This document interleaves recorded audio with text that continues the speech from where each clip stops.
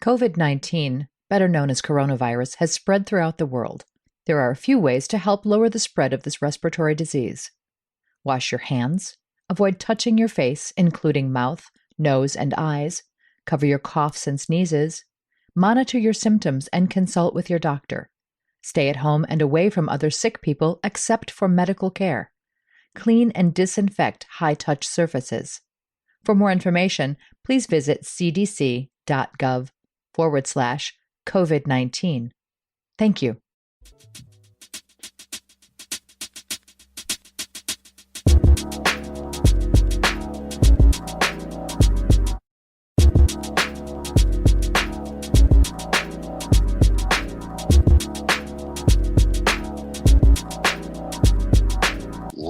Well. Welcome to the Solo Ant Show. I am your host, Expected Ant, coming to you live on a Monday night. Well, not really live, but we're recording this on a Monday night.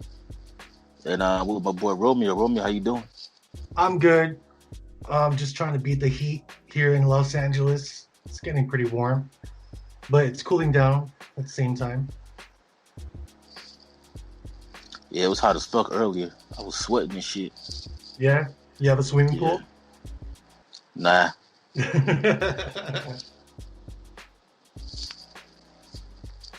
So what are we going to be talking about on this, what is it today?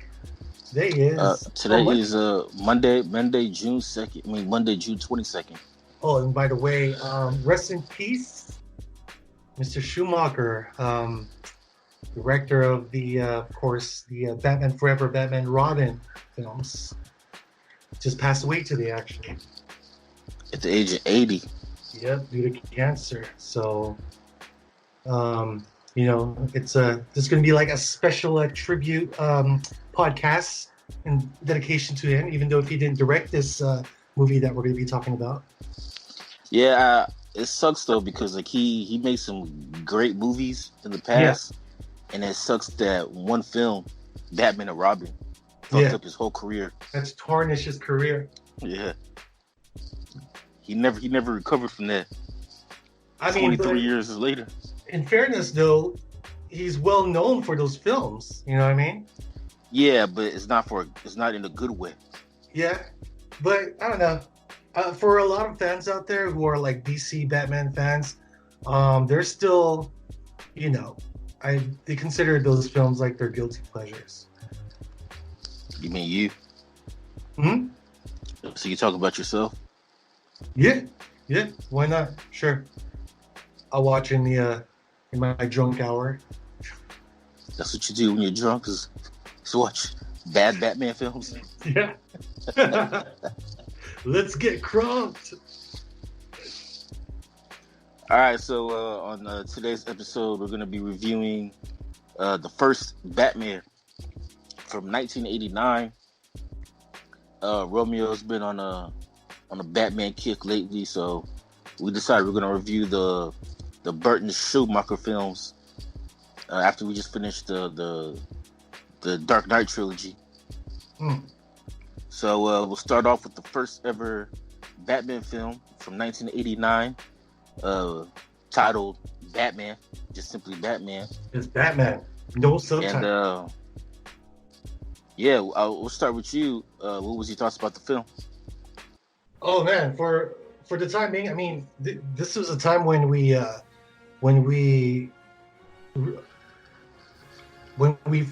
know about this about Batman in the 50s, or is it the 60s?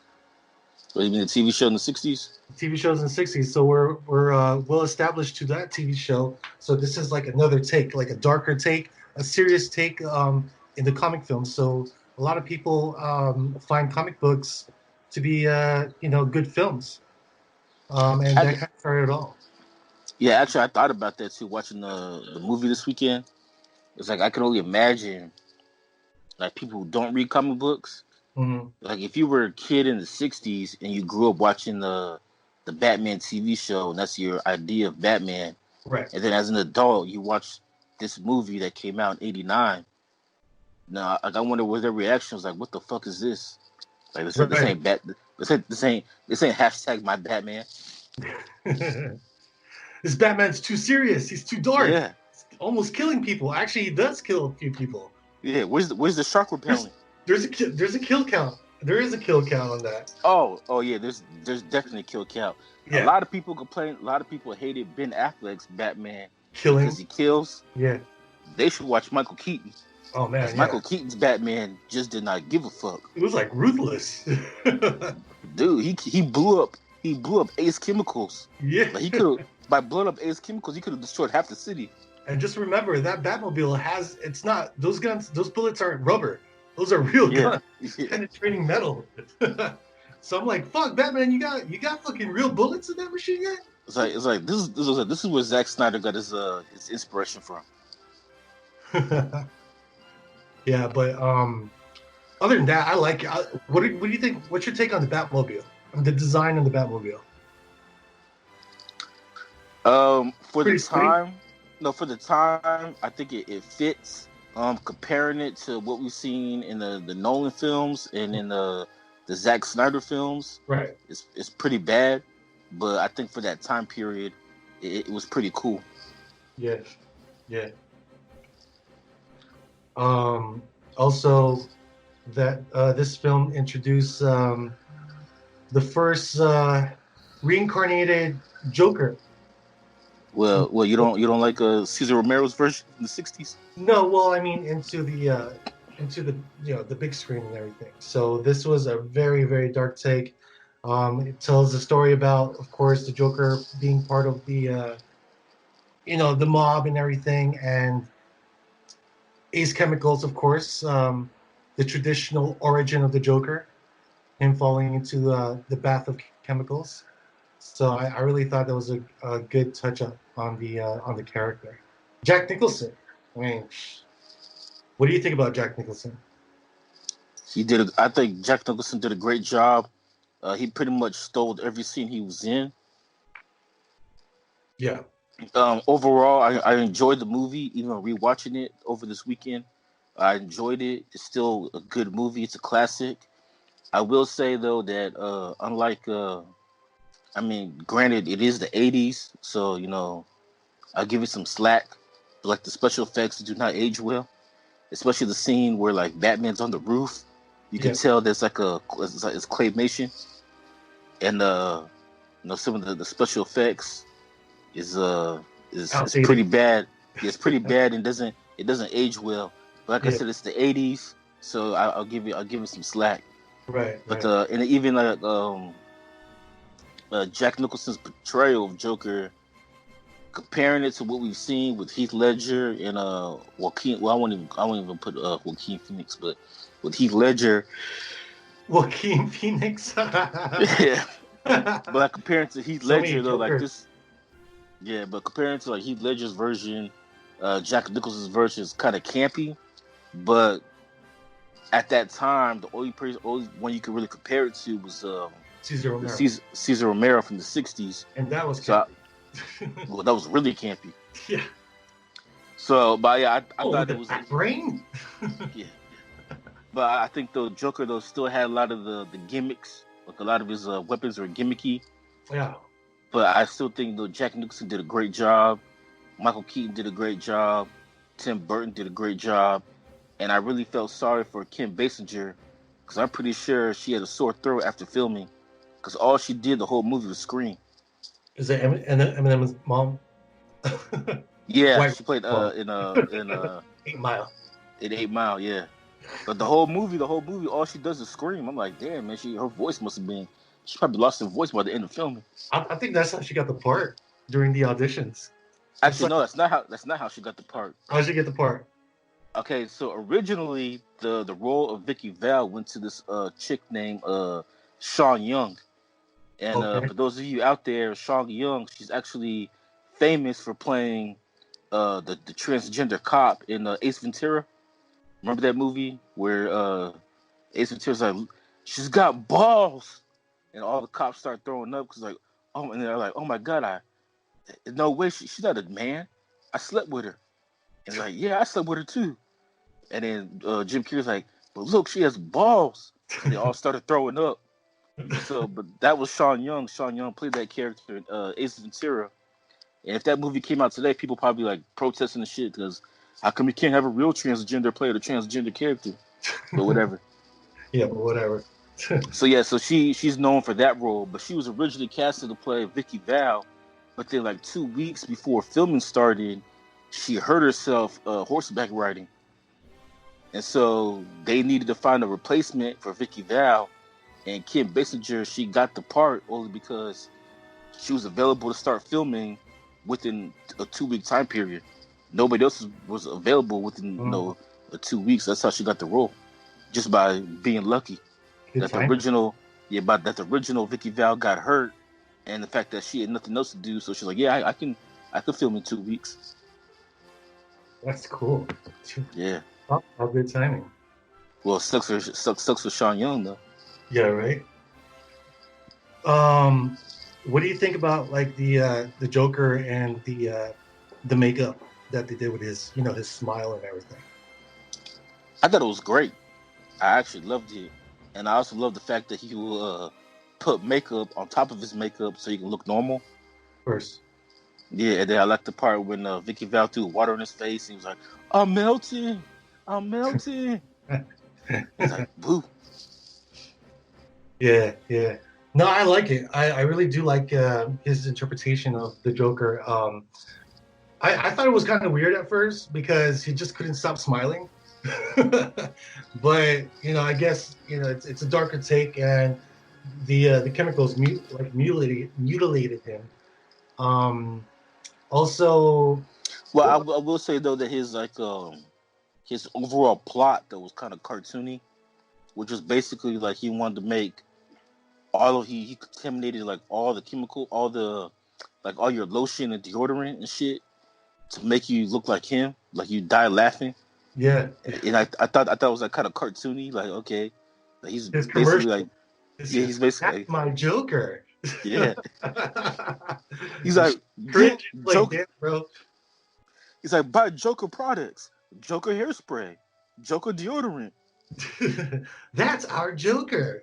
Yeah, You know what's crazy? What really we freaked me we out kill was him with a smile. the part where I think Joker, or what was it? Jack. Jack was his name, right? Jack something. What? Before you mean Jack Napier before he became Joker? Jack Napier was his real Yeah. name. The funny part was I mean the scary part was when he was he was involved with the boss's wife. Well, yeah, that's why you set him up. All that shit for. That's why he got mad. Like all that shit for a girl. Yeah, but he ended up like mutilating her at the end. Like, oh, you know what? You're boring me right now. But Nah, that nah. He didn't mutilate her. He said that he was creating art. yeah, yeah, by throwing acid into her face. Why? Where does he get all these toys? I like that shit. But that one part where he was reading the newspaper and he found out about Batman, and he when he started laughing the first time, that was pretty freaky, almost creepiest like scenes. Yeah, I will say that his laugh was better than Heath Ledger's laugh. Right, right. It's deeper. It's not like Yeah. playful. Oh, shit. So he was like, wait till they get a load of me. Wait till they get a load of me. And just fast forward, like the part where he fell off of a building and died. He actually had like a little laughter device. That way he gets the last laugh. Yeah. Yeah. Oh, by the way, Harvey Dent's black in this film. Yeah, and I felt okay. So The the actor thing. background, yeah, the background story was that Tim Burton he Was casted Billy D. Williams, Billy D. Williams. who's famous for playing Lando in Star Lando. Wars. Yeah, Yeah. but he casted Billy D. Williams because he just thought it'd be cool if Two-Face was black, and his plan was to have Billy D. Williams become Two-Face in the third Batman movie. But when Tim Burton got fired and they replaced him with Joel Schumacher, for some reason Joel Schumacher decided to recast Harvey Dent with Tommy Lee Jones, Mm. which Billy Dean Williams was not happy about that. That would have been cool to see Billy D. Williams as Two-Face. To me, it would have been cool just to see Tim Burton's vision for this franchise before he got fired. Yeah, man. All in all, I like this film. This is one of my favorite Batman films. I mean, even though if it seems outdated or whatnot, I really enjoyed it. Yeah, I enjoyed it. I enjoyed it too. I thought it was a great movie.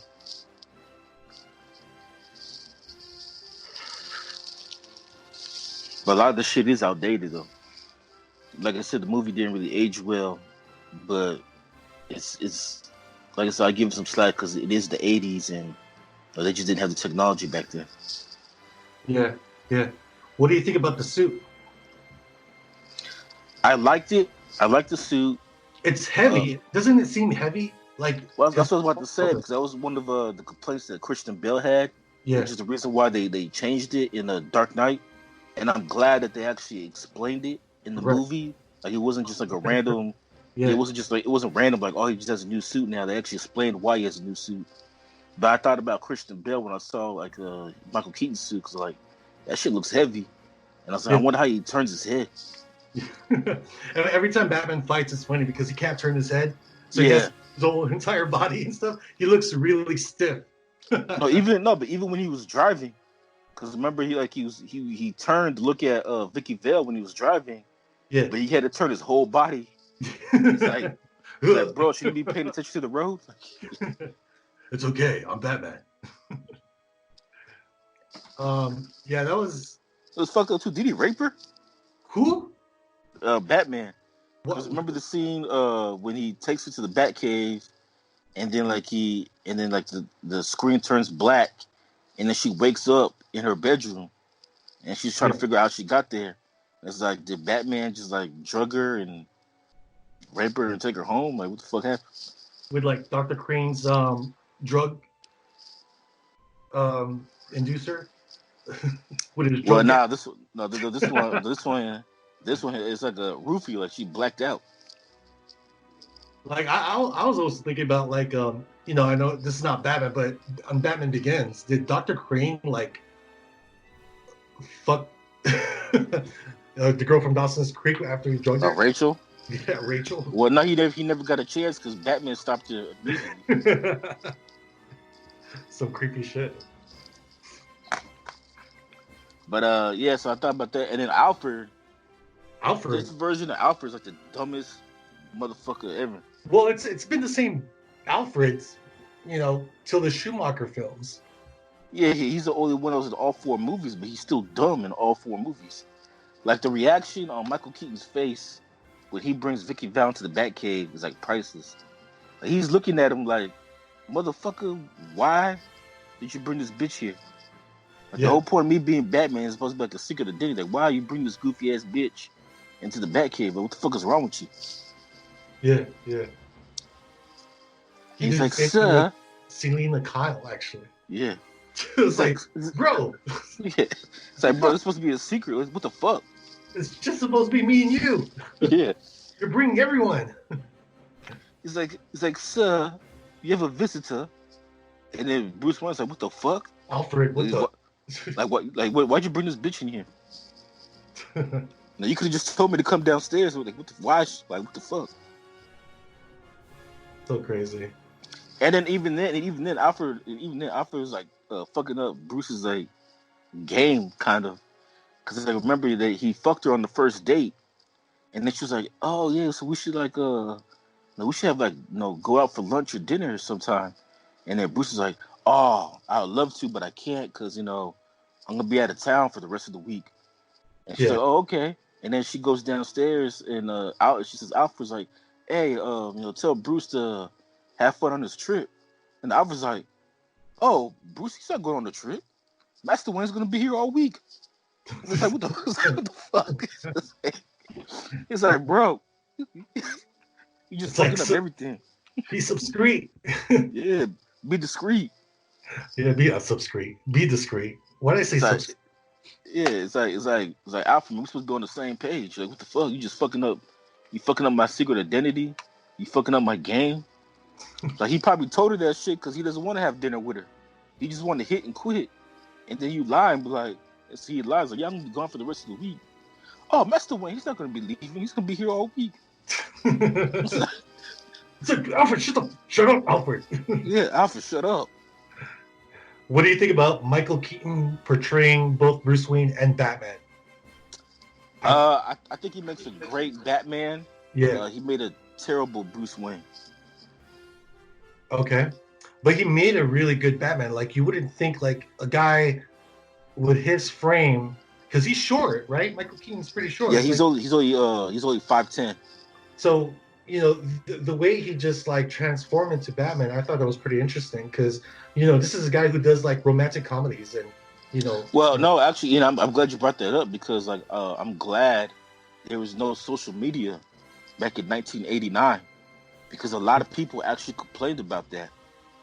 Yeah. When they announced that Michael Keaton was going to be casted as Batman, WB received over 50,000 letters asking WB to fire Michael Keaton because a lot of people were mad that Michael Keaton was being casted as Batman because at that time Michael Keaton only did comedy movies, like he was like a comedian. Right. And so a lot of people were mad that like this comedian guy is gonna be playing Batman. But Tim Burton loved Michael Keaton because he worked with him with Beetlejuice. Mm-hmm.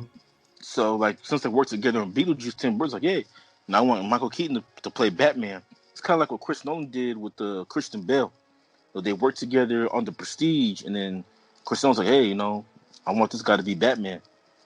But yeah, I'm glad that there was no social media back then because Michael Keaton probably would have gotten fired just because people complained about him.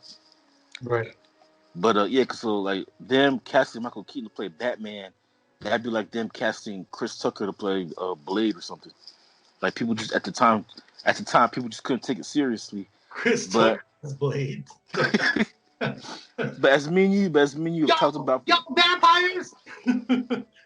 do you vampires understand what the words coming out of my mouth? Oh my But god. as me and you have talked about though for years, though, is that comedians are like the best actors, and I think Michael Keaton in this role proved to everybody that he can play a serious role and that he can be Batman. And I think that him playing Batman in a weird way actually helped his career. But a lot of people complain that one, he's a comedic actor, and then two, they felt he was too short. He was only 5'10". As a matter of fact, out of all the Batmans, he's by far the shortest one. Oh, Yeah. I thought you were Adam saying- West, What? Adam West and Christian Bale are both 6'2". I think George Clooney's like 6'1" or something like that, and then Ben Affleck and Val Kilmer are both 6 feet. Michael Keaton's only 5'10", so he's the shortest Batman, but it worked. It worked out. Maybe because they made his ears taller or pointier. Who knows? That probably didn't. Well, I think that helped, and also too the fact that everybody else is the same size, and then I think it also worked too because he was taller than Jack Nicholson. You know what I don't like about this? My gripe about this Batman is the character development on the side characters. Like Commissioner Gordon, Bullock. Was it Bullock or something? Bullock was in there. And Yeah, but he died like in the first 20 minutes. yeah, so they didn't really build up like stories. Like I mean, this is probably why I still feel the Nolan Batman films are by far the best Batman films ever. Because yeah, it's a three hour length film, but at the same time, like everyone had like a chance to shine. And of course, there was no explanation as far as like who built the Batcave and all his equipment. I mean, I'm sure Alfred didn't do all that. Maybe he helped out with a few tools and stuff, but Batman didn't. Batman's not like. Well, that's basically my gripe, though. That's basically my gripe with the entire with this entire series, though, is that there is no character. There's no character development for Commissioner Gordon in any of the four movies. None of the side characters really get an explanation of why they're there.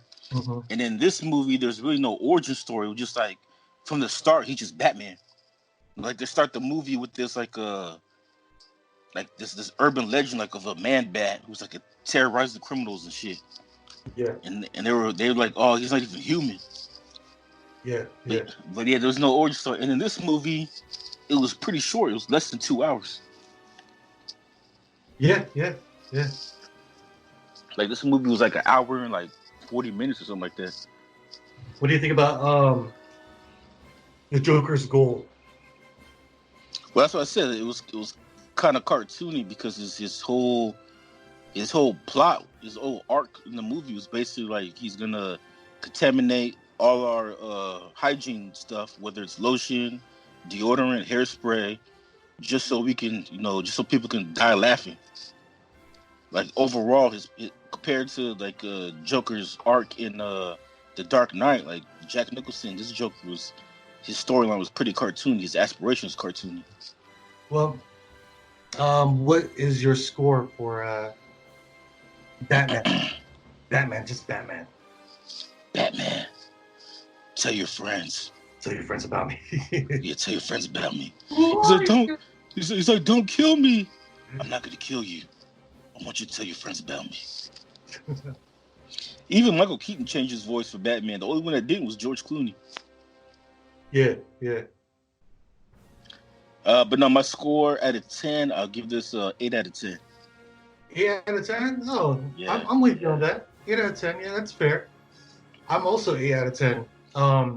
Only because, I mean, maybe when I was a kid, I'd probably give it like a 10 out of 10. Because this is like the first time you've seen, a live adaptation of Batman. Outside of the 60s cartoon. I mean, outside of the cartoon, but the TV show. Yeah. Yeah, and then in the 70s, you saw Batman and Super Friends. Yeah. Actually, I want to ask you that because, again, as we've established, you are older than me. So when this movie came out, I was just a baby. So obviously, I don't remember. You were like, what, 8 or 9? I believe so, yeah. Yeah, 8. So like, I mean, you were still a kid too, so maybe you don't remember, but like, how did you feel like, the first time Batman was going to be on the big screen and just like, do you remember like the excitement that you felt, going to the theaters and watching it? It's probably like one of those, like, those times when, like, probably... Because like now people take that shit for granted because we have superhero films all the time. Yeah. Like this was the first superhero film to come out since Superman 4. Right.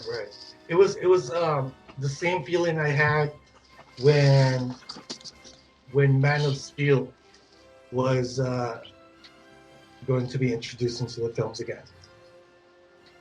Oh, back in 2013? Mm-hmm. Yeah. Or probably the same feeling people had when Star Wars was going to, first appear. So... Yeah, because like my thoughts and views is different, obviously, because I've grown up in a time where, I mean, with the exception of that brief period after Batman and Robin came out, where all movie studios were afraid to release superhero movies for like 3 or 4 years, there's basically been like a superhero film that's came out like every year of my lifetime. So I just imagine like, during this time period in the 80s where there were no superhero films, no comic films, outside of like Superman and Howard the Duck, and then all of a sudden, you have Batman being released, and that's what I was saying earlier. I wonder how people's reactions were because, before this movie came out, if you don't read the comics, your only idea of Batman was just the TV show of the '60s, and so I wonder if the reaction was. I mean, obviously it was positive because it was the highest grossing film of 1989. But I just wonder if where people were like, "What the fuck," or is it like where people were like, "Hey man, this shit's better than that shit from the '60s." Yeah. I mean, if you're a kid, all you want to see is Batman, fighting crime and driving his Batmobile and his Batwing. But you don't really pay attention to the story again, so you want to see more of the Batman. But for those who are all about the story and the script, um, you'd probably give the same score, maybe 7 or 8 out of 9. I mean, 8 out of 10.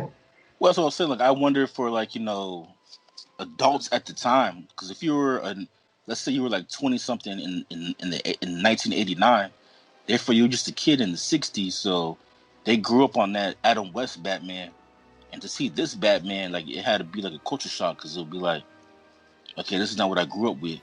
It's kind Yeah, of like how I feel. It's kind of like how I feel with the MCU Spider-Man.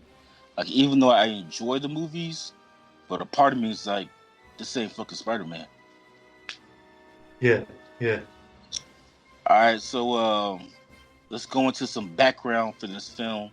We already talked about the casting of as far as like Michael Keaton and the backlash that he received at that time. Hmm. Even though now people say he's the second greatest Batman of all time behind Christian Bale. And Nice. then also too Kim Basinger. We talked about how she lucked into the part of Vicky Vale as Sean Young's misfortune was Kim Basinger's fortune. But what I really found funny was Jack Nicholson. So Jack Nicholson, they really wanted him for the part of Joker. Tim Burton was thinking about casting Jack Nicholson to play Joker, going all as early as like 1986. Wow. And so, but Jack Nicholson had some demands for him to accept the part. So Jack Nicholson said that if he's gonna play the Joker, then Tim Burton has to give him days off so he can go to Laker games.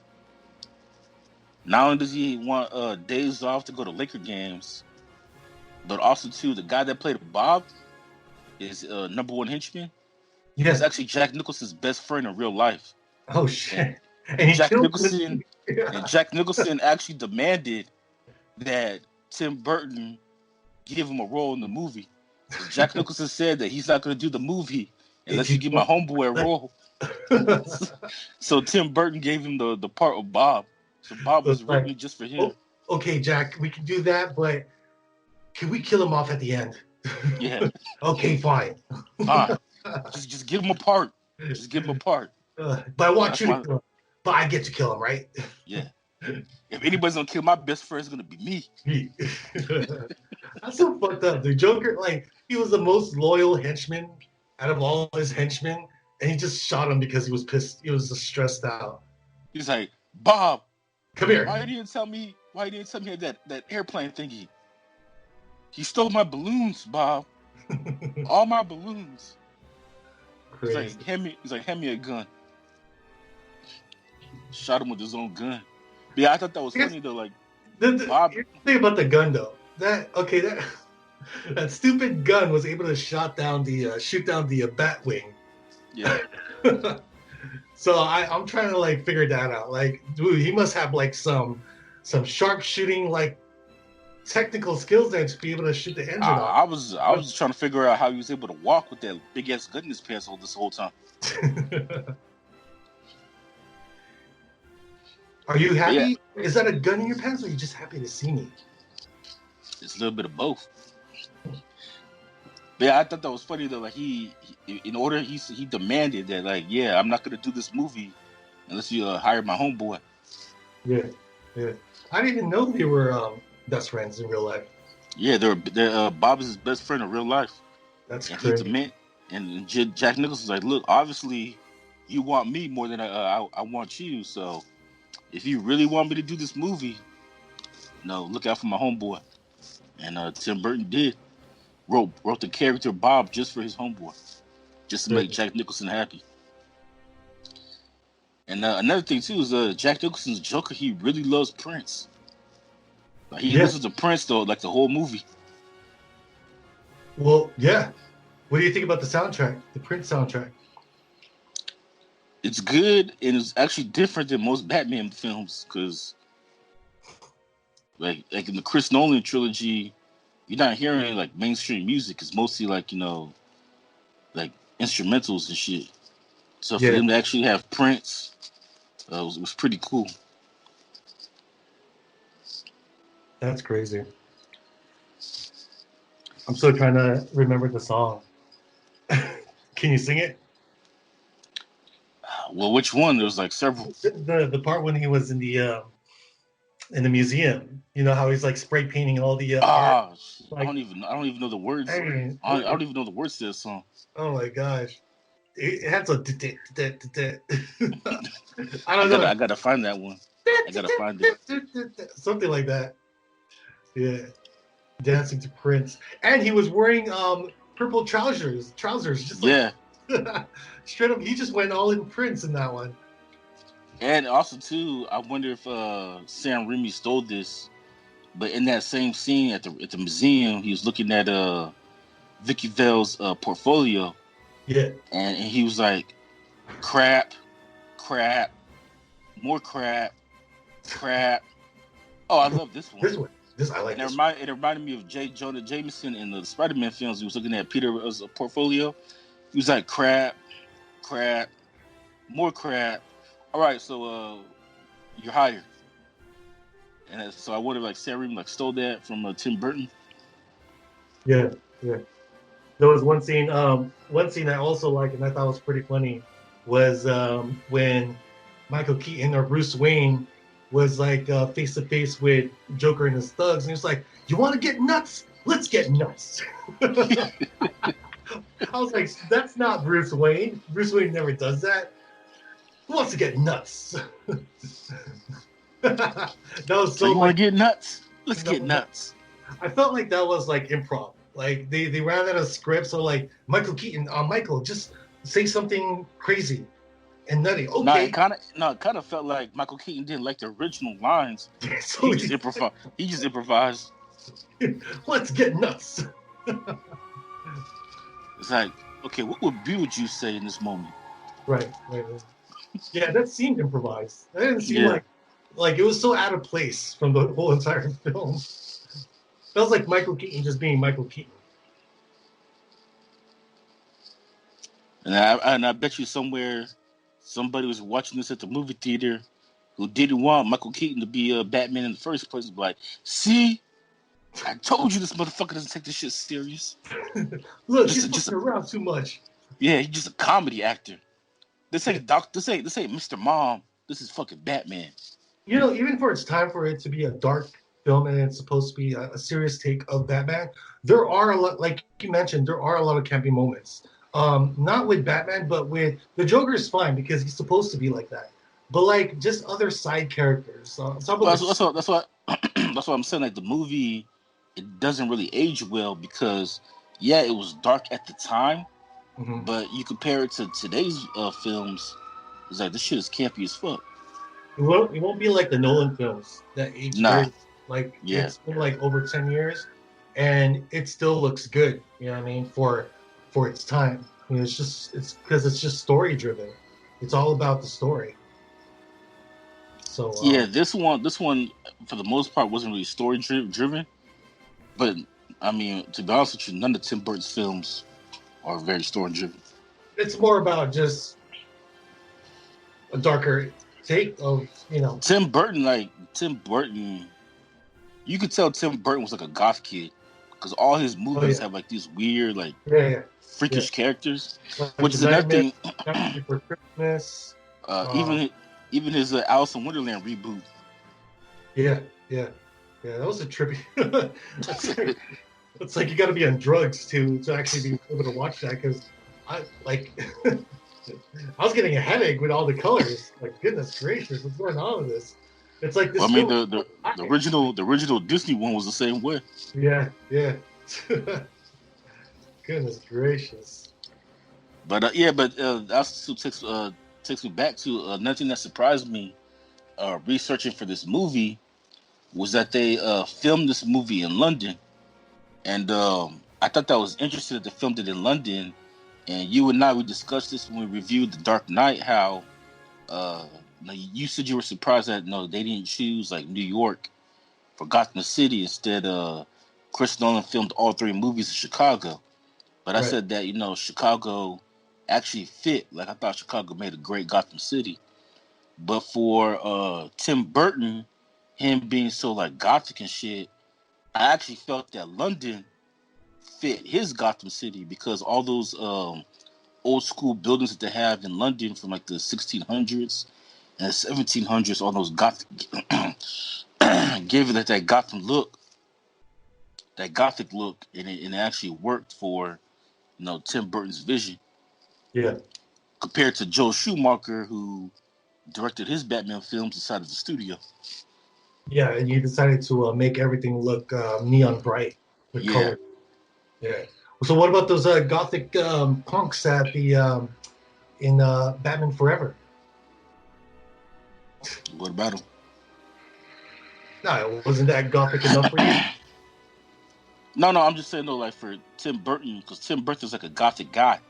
So I'm saying though, like him filming this entire movie in London, it just fit what his vision of Gotham City would be like. Because I'm not sure if you've ever been to London, but London is kind of like Seattle, like it rains a lot, so it's very dark and gloomy sometimes. You've been in London?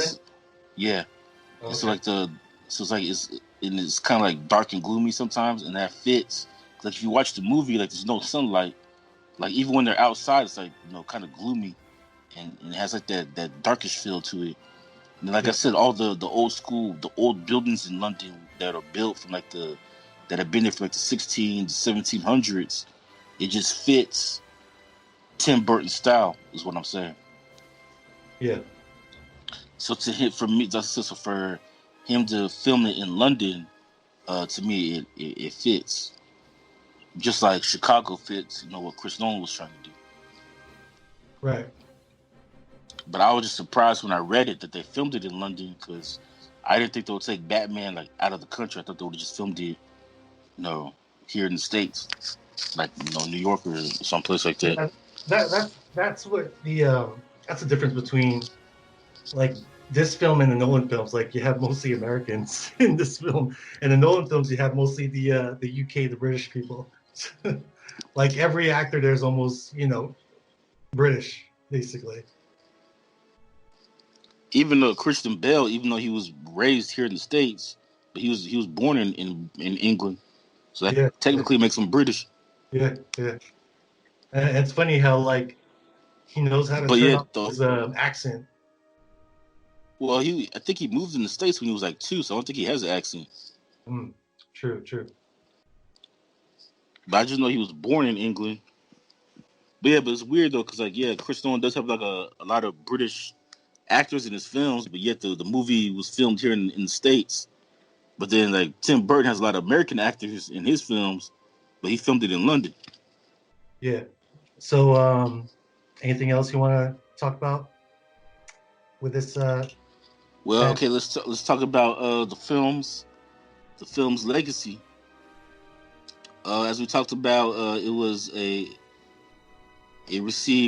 highest grossing movie of 1989, which is actually funny though to me because the movie only made $400 million at the box office, and $400 million in today's times, that would be a flop because Justice League only made like $380 million. That was a flop.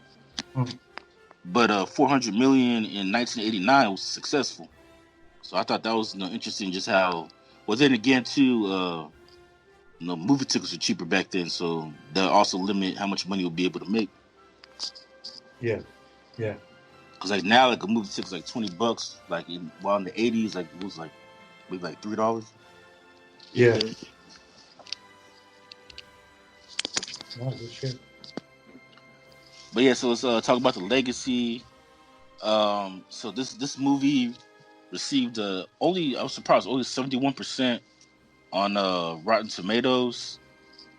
Most critics gave this movie a 6.5 out of 10. So they were a lot harder on this movie than us.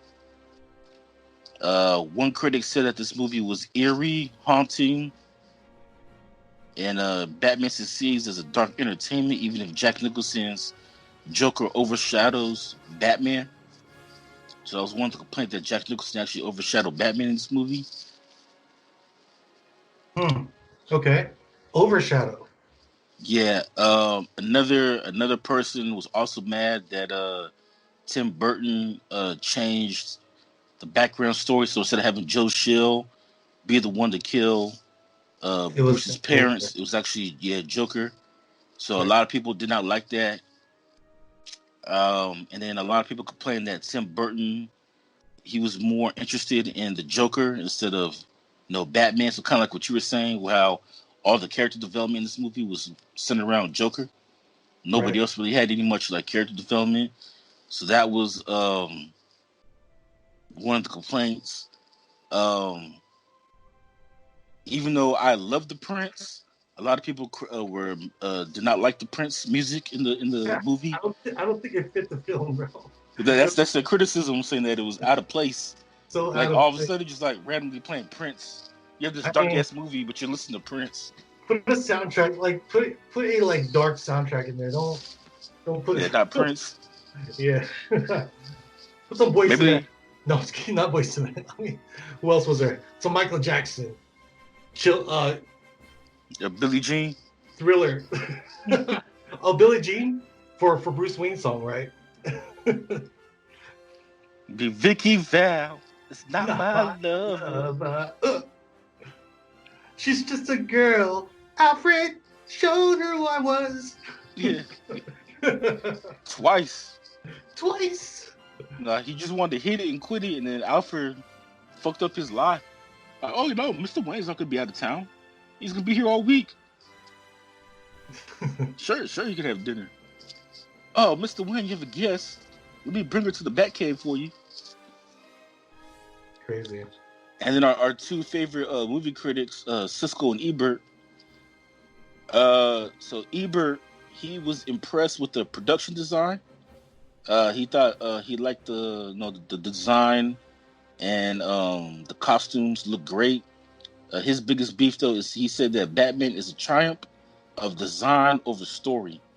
So he felt like Tim Burton was more concerned with the design of the characters instead of putting together a great story.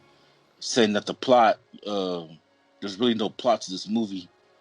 But then Siskel said that he loved the movie, saying that it was refreshing because Siskel was comparing it to the one from the '60s. So compared to the one from the '60s, he was like, yeah, this movie was great. It was refreshing to see, like, an adult approach to Batman, and that they actually talked about like Batman, well, Bruce Wayne's like psychology in this movie.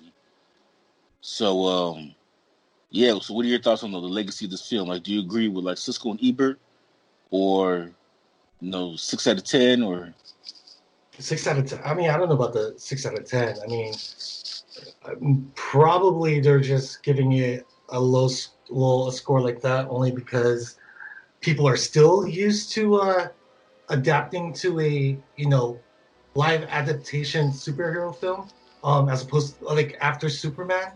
So, I mean, Superman was more like when that came out, it was more like a movie about hope and like the light side and everything. Batman has a darker tone. There's more killing in this one, and violence. But so people are still trying to get used well, to. that didn't even seem to bother him. What seems to bother him most of all was the Prince, and the Yeah. fact that and the and the The fact Prince that there was was no really. I like Prince, and but out of place, man. yeah, I mean, I but think he'd be better off in like in one like of the with Flash, Star Wars films or something. Like I'll be out of place. no, He'd be no, better. He'd be better like in a Deadpool. Oh, or Deadpool, yeah. yeah. Deadpool would be perfect. But no, they had a problem with Prince. But it seems like their biggest problem though was just there was really no story. Like like I said, the overall plot of this movie was kind of stupid when you think about it. Like, okay, Joker was just trying to contaminate our hygiene products so we can die with a smile on our face. Yeah. Well, he wants It was everybody to be happy. like, yeah, but I mean, like, overall, even in the '80s, like that's pretty cartoony. Yeah, yeah. What do you think about the Joker's take as being part of the mob? Doesn't it remind you of Batman: Mask of the Phantasm? I do not remember that movie. I have to rewatch it. Batman: Mask of the Phantasm, the first animated movie. Yeah, I know what it is, but I haven't seen it since I was like a kid. I was like 10 or 11. All right. It's been a while. I got to Well, rewatch the it. Joker in that film story, the Joker also is like a henchman to like the big boss Falcones. I think it's Falcone or Maroni, one of those guys, and he ends up like killing every one of them. So after watching Mask of the Phantasm, it actually um, took me back into referencing the first Batman film Well, because the cartoon from the '90s is actually supposed to be takes place in the same universe as his Batman films. Like they made that cartoon because of the success oh of this movie. okay, okay, That's why the soundtrack is the but same. it's not in the same universe, is it? It's supposed to be. That's why the soundtrack is the same. But I think once Joe Schumacher took over, they they distanced themselves, and the cartoon actually became better than the movies. It's like you're not gonna put Batman bat nipples on my animated cartoon. Because if you remember in the cartoon, their version of Penguin looks just like Danny DeVito. Yeah, yeah, yeah. Best Penguin, by the way, Danny Vito, by far, by far. Yeah, I agree. But every time we do these movie reviews and I read Cisco and Ebert's comments, Mm-hmm. it just makes me more surprised that they actually gave Dark Knight a perfect score. Because it seems like they hate on everything. Yeah. Like Cisco and Ebert could find a problem with anything. Pretty much. I mean, they Except want for every movie to be perfect, yeah. basically. It's like Dark Knight's the only perfect movie they've ever seen. Like, oh yeah, Dark Knight, I could fuck with this, man. I'll give it a perfect 10 out of 10. But every other movie is just like they just shit on it. Yeah. So, anything else you want to talk about? No, that is it. We will do Batman Returns next. But before that, My favorites. yeah, but before that though, we might take a break from Batman because we did have a couple of requests on Twitter. So shouts out to Steven. Well, hold on, let me get my Twitter real quick because a lot of people, especially with the Black Lives Matter one that we did. Right. Oh yeah, so shout outs to Lexi, Scott, Michael, the CJ, Jennifer Powers, and this one, her name is just trans rights. But yeah, so shouts out to you guys. As far as and Steve and One Man Gang. One Man Gang. One Man Gang. Yes, yeah. So, but yeah, so Steve is more of a wrestling fan, and he wanted to know if we will ever do a podcast on the worst King of the Ring. Oh, So I'll research that, and we can review the worst King of the Ring. And then as a One Man Gang, he wanted to know if we can review the Tom Holland Spider-Man. So I'm down with that. last year we did Far From Home when it first came out, but Mm-hmm. we have not done Homecoming, so we could take a break from Batman and review Spider-Man Homecoming. Okay. And Yeah. then if you want to know our review from Far From Home, just look it up. It's here somewhere. Yeah, we can do that. I thought we did Homecoming, but I guess not. No, I know we did Far From Home because we did it like right after we watched it at the movie theaters. Because we watched it together when I was in L.A. last year. But I don't think we did Homecoming. Okay. Okay. Yeah, we can definitely do that. And I'm then down. for the wrestling, oh yeah, we could definitely do the worst King of the Ring. Okay. Sounds good. Yeah, we'll definitely do that. Cool. So where can they find us? Oh yeah, so you can find us, or you can find our podcast on anywhere, on any platform where podcasts can be heard. You can also find us on Twitter. Well, no, you can find me on Twitter at Expected Ant and Instagram at Expected Ant. You can find us on Facebook You don't want to at put Solo. you don't want to put Solo in Twitter. Now I've thought about it, but then like Yeah, I've thought about doing one. Yeah, yeah. These guys are talking shit. So yeah, but you can find us on all platforms. The podcast can be heard, and you can find us on Facebook at Soloant, on Tumblr at Soloant. We're also on YouTube. Where can I find us on YouTube? This is Oh, I just got. Soloant. Yeah, it's just solo at YouTube. Yeah. Yeah. And then where can they find your social media? Aubrey Freely _81. That's my IG. You can find me there. And I hope you guys, well, if you guys are around the LA area, try to keep cool. It's warm as fuck. It's hard to Well, breathe. it's summertime, so just all over the country. All over just the country. Stay cool. Yeah. Yeah, just try to stay cool and stuff. Stay safe with the second wave of Rona hitting people.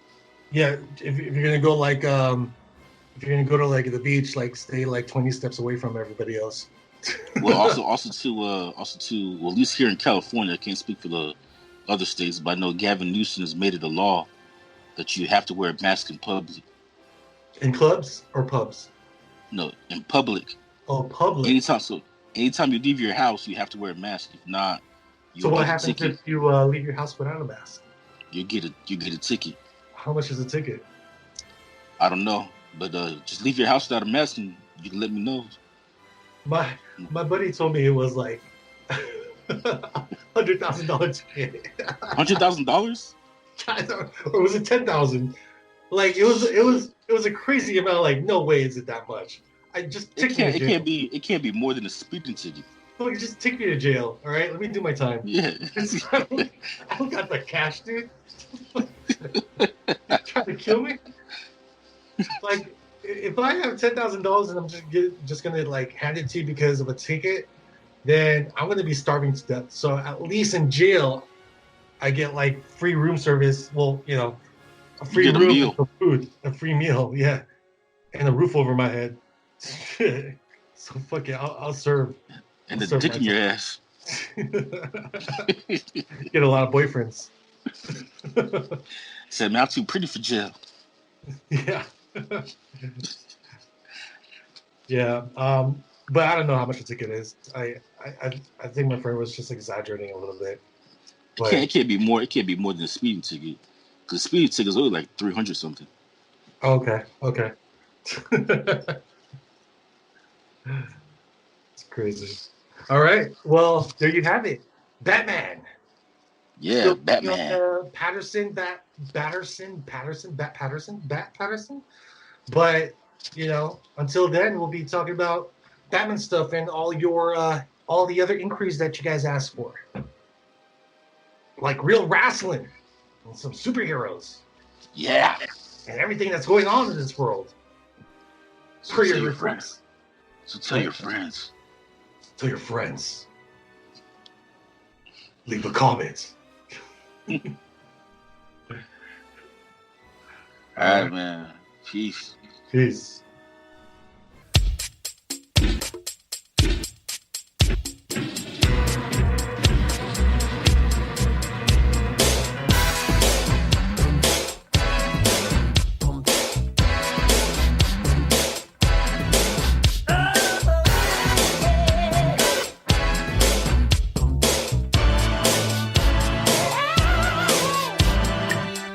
Oh, hey, the new king in town.